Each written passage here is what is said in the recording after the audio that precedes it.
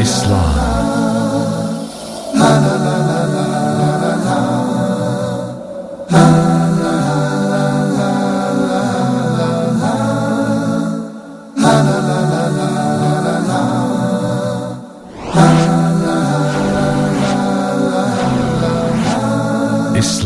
101. Bismillahi wassalatu wassalamu ala rasulillah. Amma ba'du. Welcome once again to a new episode of Islam 101.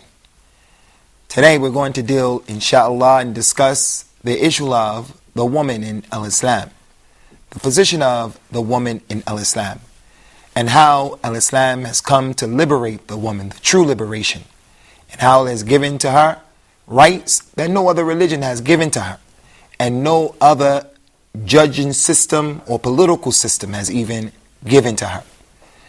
The Messenger of Allah, Prophet Muhammad, peace and blessings of Allah be upon him, he was sure to deal with the liberation of the woman, because prior to him coming to the environment in which he was sent to, the woman was reduced to being nothing other than lower than an animal, or something similar to a piece of furniture even.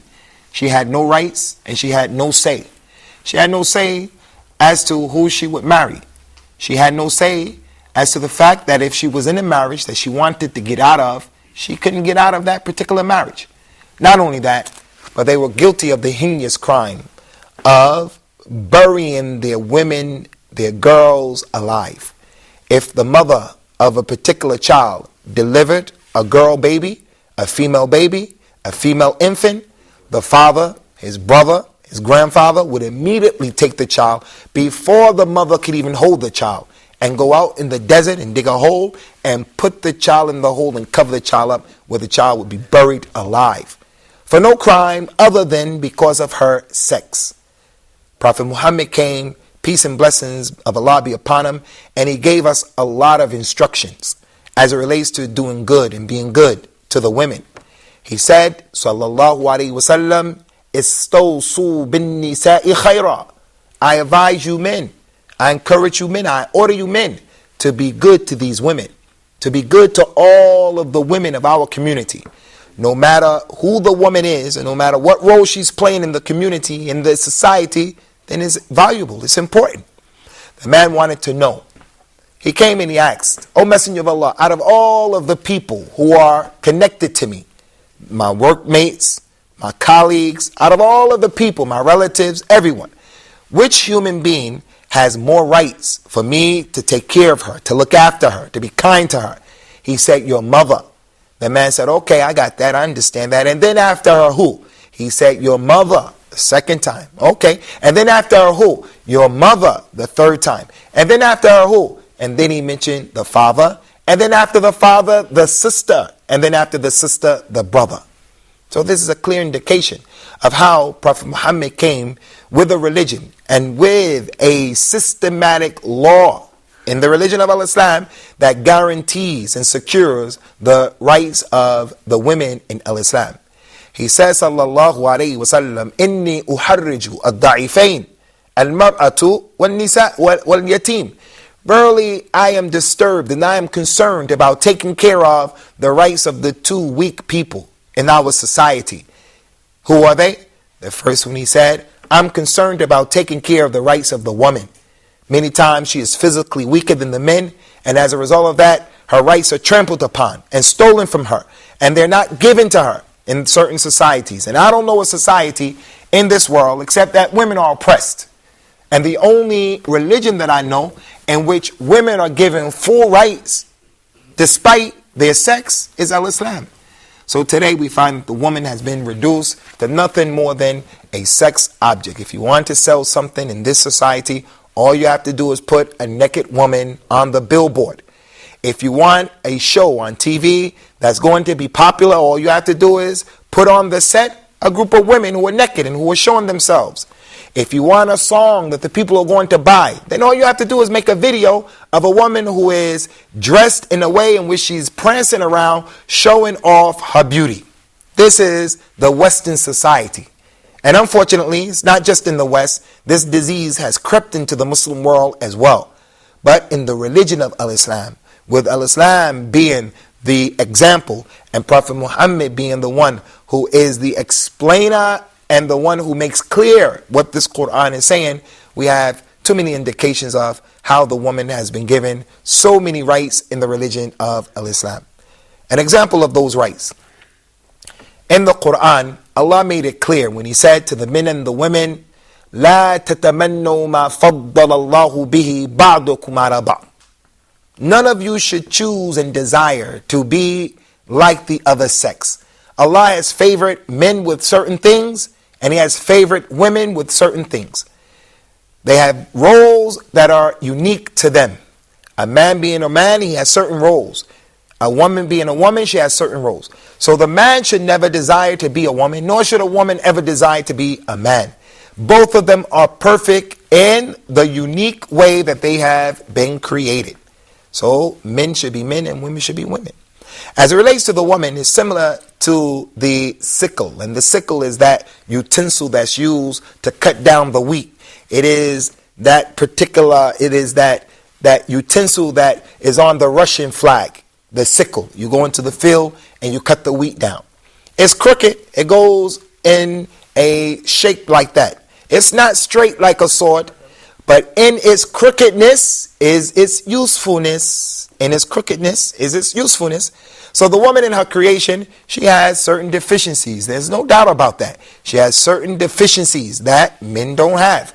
But those deficiencies do not disqualify her from being a productive member of the society. So women are unique in their role that they have to play, and their role is a valuable role. The Prophet told us, men, in an authentic hadith, that when one of you gets married, he has completed half of his religion. So he should fear Allah in the other half. He should be diligent about being conscious of Allah and giving Allah His rights in the other half. So a man is considered to be incomplete until he gets married to a woman and then she completes him. They are clothing for us and we are clothing for them. So that in of itself shows the importance of a woman. That if you are an individual who does not have a woman in your life, you have ultimately not reached your full potential yet. May Allah make it easy for those of us who are not married to get married, but not just to get married for the sake of getting married, but to get married to that woman who's going to be a cooler to your eye. Or that woman getting married to the man who's going to be her soulmate, and that individual is going to help her to aspire to the great heights that Allah, the Most High, wants for each and every human being. So from some of the examples and the ways that Al-Islam has also honored the woman is that in the religion of Al-Islam, the woman has the right to choose who she wants to get married to. She cannot be forced, nor can she be compelled to get married to a person who is not compatible with her. A man who she is not attracted by. Even if the people try to force her. If you are a woman who's watching this program and your culture is one that says you have to obey your mother or your father or the elders from your community, and you think that that's the religion, I'm telling you right now that there was on a number of examples and occasions during the time of Rasulullah when people were trying to force their daughters to marry someone else, to marry someone.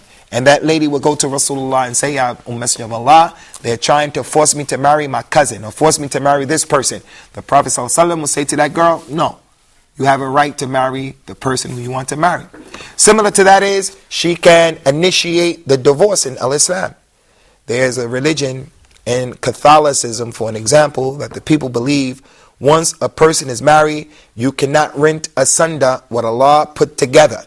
So you are married for life. But the person could have made a mistake. He chose the wrong person to marry. In Al-Islam, the woman can initiate the divorce. If her husband is a drunkard, if her husband is an abusive husband, if her husband is not productive, he doesn't maintain her, he doesn't provide for her, he doesn't protect her, she has a right to go to the Islamic judge and to seek what is known as a khula. And that is when the woman initiates the divorce. Islam put that right in her hand. Before getting married, even if I wanted to marry a woman, as many of us who were married, we did. Before marrying the woman, she has the right to what is known as a mahr, or a dowry, where you have to give her something with a monetary value. It's up to her to forego it if she wants, but she has the right that the man gives her money or something that has a monetary value connected to it. And this is not the husband paying for her to be married. It is a token of his appreciation. It is Islam's way of symbolically saying to this woman, you mean a lot. And the fact that I'm going to be able to be secluded with you, and I'm going to be put in a position where I'm empowered to enjoy your companionship and your company, I want to give you this particular property or money as a token of my appreciation. Which other religion does that for the woman? At the time of getting married, it is an obligation upon the man to give her some type of a gift. And that gift can be $5,000, $10,000, $100,000, depending upon the condition of the man and the ability of the man, and depending upon what the girl and her family are requesting. Any girl in Islam, no matter how rich or how poor, when the suitor comes to marry her, she can say, her father can say, I'll marry you under the condition that my dowry is $20,000. That's her rights. I'm not encouraging her to do that. And I'm not saying that she should do that, but that is her right. If the man can't meet that demand, then he can't marry that particular woman. What religion in the world gives the woman that type of power? Only the religion of Islam. In addition to that, from what we see in terms of the legislation of Islam, is the fact that the woman, she has been given a surah of the Quran that was revealed, a whole chapter of the Quran that is entitled Surah An-Nisa, the chapter of the women. And in that particular chapter, there are laws that are exclusively taking care of the rights of the woman, like laws that ensure and guarantee what she's going to receive from the estate of her deceased husband. She gets a certain amount no matter what, depending upon who is also left behind from the descendants and the relatives of the deceased, in particular his children. But the woman has a guaranteed portion that she gets from what is known as the irth, or the inheritance of the one who has died. That may not be something that is necessarily peculiar or unique to the religion of Islam, because other people inherit in other religions and in other cultures. But in what other religion is there a systematic law that defines in detail the woman, she gets this much of her deceased husband's estate, no matter how much he left back, according to who else is going to be sharing with her in that particular estate. So those are some of the clear examples of how Islam has come, and it has liberated the woman, and it has given her a number of rights that no other way of life and no other religion has done. So before continuing, maybe our students on the panel, they have some questions, they have some comments. So if that is the case, we want to give you an opportunity to say what you have. You have anything, Afi? Yes, I have a question. Concerning the feminist movement that we find nowadays, they claim that Islam deprived the woman from her own rights, claiming that the female has the half of the share of man concerning the issue of inheritance. And another issue that they claimed concerning that is the plural marriage or polygamy. What do you think? They have the right to say that, or concerning the feminist movement, we're going to deal with their issue, inshallah, in a bit of detail when we come back from the break. And it is a deep subject that really it needs another episode altogether. But we do our best in terms of just trying to deal with what we can deal with according to what we're permitted to do from the time. So we'll be right back, inshallah, for the second half of this particular episode, Women in the Religion of Islam. Hope to see you then. Islam 101. Ark of Noah.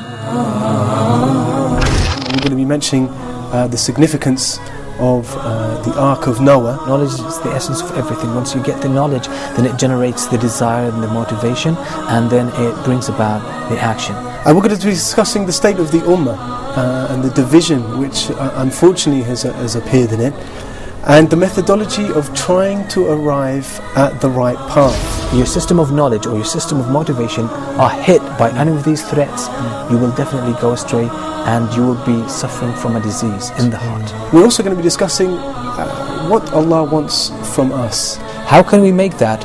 Allah gave us the revelation. So Allah subhanahu wa ta'ala is addressing first and foremost the companions. If they believe in what you have believed in, then they are guided. So the real guidance is what the Prophet ﷺ and the companions were upon. Join Sheikh Mutassim in the program Ark of Noah and discover the answers to these questions. Islam 101. Welcome back to Islam 101, our second segment concerning the topic of women in Islam.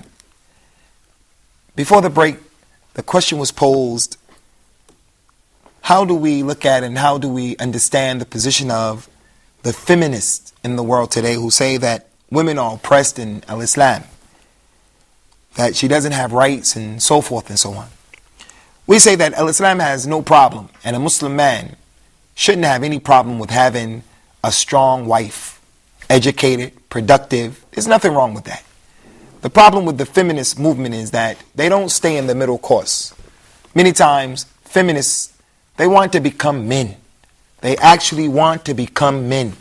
They're not satisfied with the sex that they've been created in, nor are they satisfied with the role that Allah, their creator, has designated for them. So this is one of their big problems. And unfortunately, their call, their claim has infected and infested the minds and the hearts of certain Muslim women who want to be free.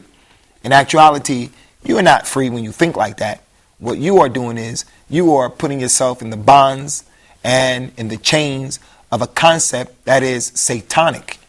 Look at one of the greatest women in Islam, if not the single greatest woman, and she is our mother, Khadija, the daughter of Khuwaylid, who was the first wife of Rasulullah sallallahu alaihi wasallam. She was an extremely strong woman. She was very wealthy. She was a businesswoman. She was very supportive of her husband. She was well known in her community as being a personality that should have been respected and even reckoned with. But yet, despite all of that power in her personality and in her ability with the money that she was blessed with, despite all of that, we find her knowing her role. She didn't want to compete with the men. She didn't want to compete with her husband. Instead, she was satisfied to be supportive of the Prophet sallallahu alaihi wasallam in almost everything that we can possibly think of when we read about the history of Rasulullah's marriage to her. Not in almost everything, but in everything that you can possibly think of. So there's nothing wrong with a woman being educated and being strong, whether it's in her personality or other than that. Our mother Aisha was a strong woman, was an educated woman. But never do we see her trying to take on the role of being the imam or the leader of the community. She wants to lead the salat in the community. So this concept in the statement of the feminists, it is an idea that has been concocted and a plot that was made up by the enemies of mankind to take the woman out of the homes, which is the proper place of the woman. And when she does come out into the society, she comes out in a way that is honorable, a way that does not compromise her sharaf and her izzah, her honor, and the role that the woman has to play. She is in a high role in the religion of Islam. So the feminists and their concepts, they run counterproductive to what the religion of Islam is saying. Akhi, Osho. Yes, can I ask, can I marry my father wife if she have children? If I marry her? The question of Brother Ushur is concerning a man. He has a father, and his father has multiple wives. His father has his mother and another lady who has children. If his father dies, can that man marry his stepmother? Is that permissible? This is a question that is warid. It comes. Obviously, someone wants to know about it. And it was mentioned in the Quran as well. وَلَا تَنْكِحُ مَا نَكَى آبَاءَكُم مِّنَ النِّسَاءِ إِلَّا مَا قَدْ سَلَفَ. Do not marry the wives of your fathers, except what happened in the past. When this ayat, this verse was revealed, if a man happened to have been married to a stepmother, because that was a practice of the people of the times before Rasulullah came to them. If you had your father's wife, your stepmother, and she was your wife, then at that point it was permissible. But after that, once this verse was revealed, it wasn't permissible, and it's not permissible for anyone to marry his stepmother.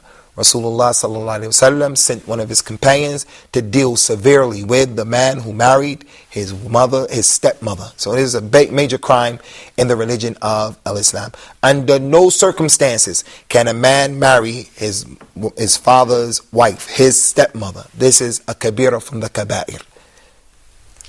I'd like to ask, can a Muslim girl marry a man of another religion?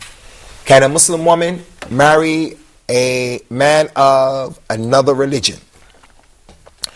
No, this is not permissible as well. This is not permissible for a Muslim man to marry a woman from another religion. Allah told us in the Quran, وَلَا تُنْكِحُ الْمُشْرِكِينَ حَتَّى يُؤْمِنُوا. Do not marry your daughters or your women off to the disbelieving men. Those people who make polytheism, do not marry them off to those particular men. And he told us the wisdom behind that. In the same ayah, أُولَٰئِكَ يَدْعُونَ إِلَى النَّارِ. Why? Because those people invite them to the hellfire.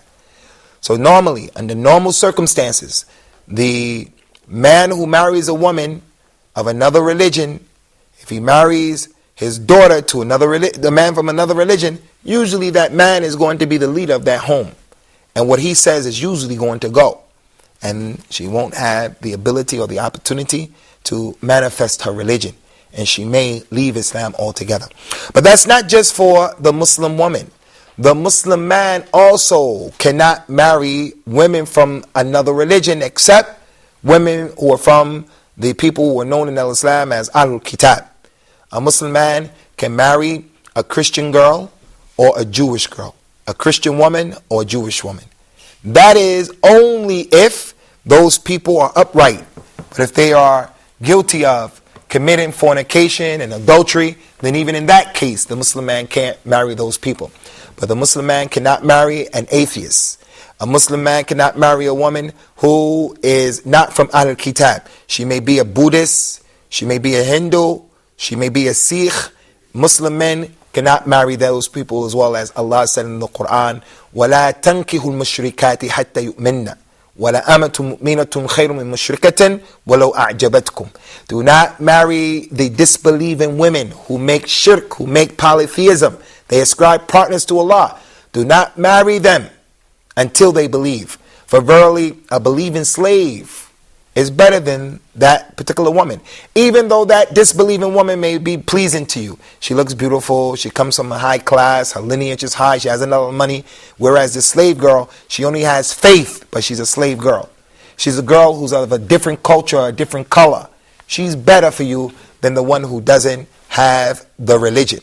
So Muslim women under no circumstances can marry men from another faith, and Muslim men can marry women from Ahlul Kitab, as long as the Jew or the Christian lady is not a known person who is committing fornication or adultery. Any more questions? Yes. Usamah, tfaddal. So some people claim that the woman is an evil object, and she is outcast, and they claim that Allah punished her by pregnancy and menstruation. What do you think? This is true or what? This concept is a foreign concept to the religion of Islam. This is something that's mentioned in the Bible, that Adam and Eve, Adam was tempted by the devil in the paradise, and he was strong enough and he refrained. And then the devil tempted Eve, and she agreed, and she went and she ate from the apple. We don't know anything about an apple. We know that this incident took place just the way it was mentioned, but we don't know anything about an apple. So once Eve ate the apple, she realized what was going on. So she went and she told Adam, look, Adam, eat from the tree. If you eat, we're going to have knowledge. I have knowledge. So Adam was weak in front of Eve. So he succumbed to the whispers of the lady. So after that, the punishment, once they ate the apple, the punishment that Allah gave to them is that Adam received the Adam's apple, this thing in his throat. And he was expelled from the paradise as a punishment. And Eve's punishment was that she would bear children now in pain. This is a concept that's foreign to our religion. Pregnancy is a favor from Allah. Even though it's difficult, and a woman goes through difficulty, nonetheless, we look at it as being a tremendous favor of Allah to be able to get pregnant. Just ask any woman who cannot conceive a child. In the religion of Islam, we don't believe in this. There are a number of verses in the Quran, like the long series of supplications, of dua in Surah Al-Imran. The believers are making a number of supplications that are mentioned in that particular verse at the end of the third surah. After they made their long dua, their supplications, oh Allah, we heard the one calling and we answered the call, and all of the dua, all of the supplications. Allah said in the next ayat at the end, and your Lord has heard and accepted the supplication of all of you. He has heard the supplication of everyone, and He will not cause to be lost the actions of any of you, whether it is a man or a woman. You are from each other. You are from each other. Men and women, we are with and from each other. Allah said in the Quran, Antum libasun lahunna wa hunna libasun lakum. You men are a covering for those women, and those women are covering for you. We need women and women need us, but both sexes and both groups, they have their unique and distinct role and responsibility that they have to play. Both groups have to know what the role is that they've been created to play, and then there are not going to be problems. The problems are going to come into existence when a man starts to find himself becoming attracted to another man, and a woman becoming attracted to another woman, or a man becoming attracted to a dog, or a camel, or a horse. This is when the problems begin. So we're going to bring this to an end at this particular time. The woman in Islam is honored, and that's why she wears the hijab. We wish we could have dealt with the issue of the hijab, but we'll do that inshallah in another episode. Take care, and we ask and we pray for your salvation as well as for ours, and may Allah, out of His infinite mercy, bestow upon all of us the light of Al-Islam.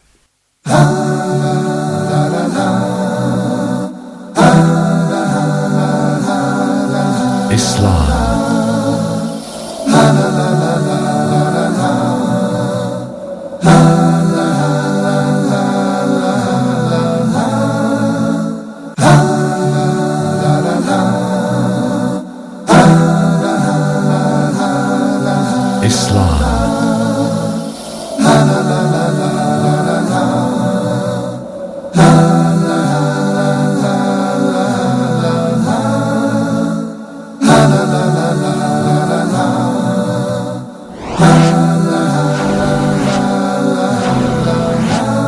Islam.